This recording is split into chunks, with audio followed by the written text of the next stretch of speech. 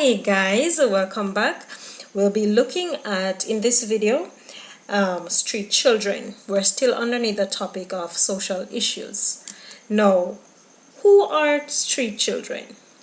Street children are children who live and work on the street part-time or full-time, right? That's what we know them as. Now, street children who have a home to go to away from the streets are sometimes called children on the street. Those without a home are children off the street. Okay, guys? Don't mix them up. Street children who have a home to go to away from the streets are sometimes called children on the street. Those without a home are children off the street.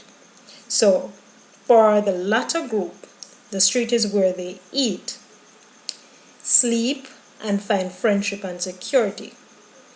These different situations call for slightly different responses, right? Most street children survive through a mixture of earning small amount of money by performing tasks and running errands, begging, and stealing, which we'll look at later on down in this video.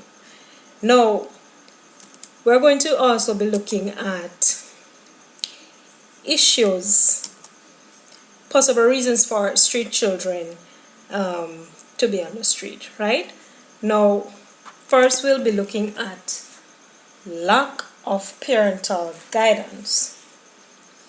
Lack of parental guidance, meaning that parents take the responsibility of taking care of their children off their hands by offloading it on strangers on the street. Can you believe that? Well, that's the case right now, right? So what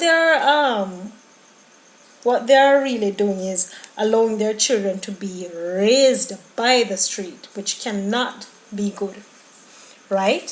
So we'll be looking at the second one, which is lack of adequate family planning. Lack of adequate family planning can cause parents to become unfit parents. This is because there are no planning for children in place, right? Now, therefore, parents have more children than they can provide for financially, really, or emotionally, etc. So they end up on the street begging and stealing and getting themselves in a lot of trouble, right? The third one is societal norms, right? Now, what do we mean by societal norms? In some countries around the world, poverty-stricken countries to be exact, it is a norm to see children on the streets begging. Children who live on the street are most times subjected to abuse.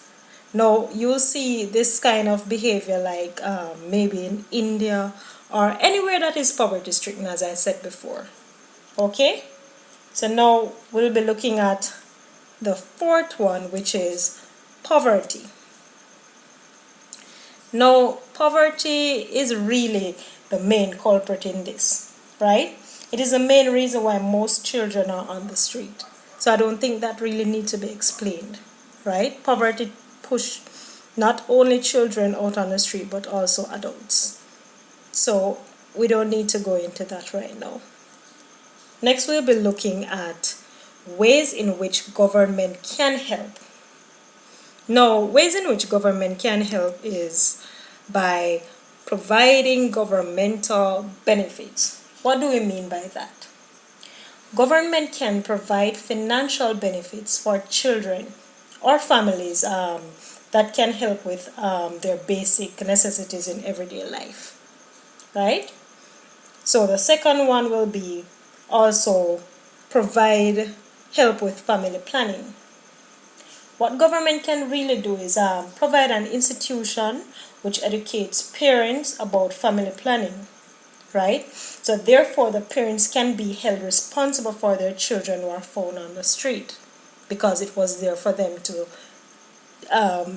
learn about family planning. So there should be no excuse. So they should be held accountable, right? Now, moving on to number 3, which is provide stable homes for children. Providing stable homes for children. Well, home should be provided by government for children without a home, right? And not just a home, but a stable home with positive guardians, good education, and a loving environment, which would encourage them to stay, right?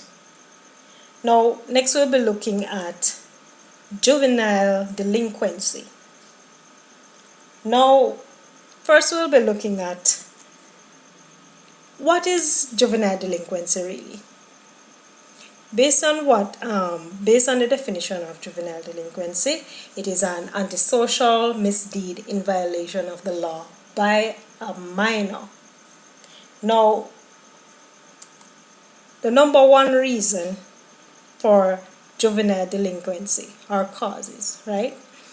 Number one cause for juvenile delinquency is negative role models. Now, a negative role model is not necessarily their parents, but can be anyone who is left in charge of that child as a guardian, right? And so the second one would be negative influences within the community. If children are left alone to choose who they emulate based on influences, it can be a negative individual within the community, right? So that can influence the child to become negative as well. So we're moving on to number 3, which is poor parental control. We don't even have to go there really. Poor parental control causes everything right here. Parents are supposed to be able to control their children and give them the love and warmth they need, so they don't need to look to anyone else to be their role model. Okay? So that's it for now. Okay, guys? Now for this video, we'll be looking at also more reasons why we have causes of juvenile delinquency, right? So okay, guys, that's it for now. Please don't forget to press the subscribe button. If you do not subscribe, then you cannot get the latest update, right? And also, if this video was helpful to you, don't keep it to yourself. Share it with your friends, okay? Sometimes they're doing the same subject, so you need to share it with them as well. Thanks for watching.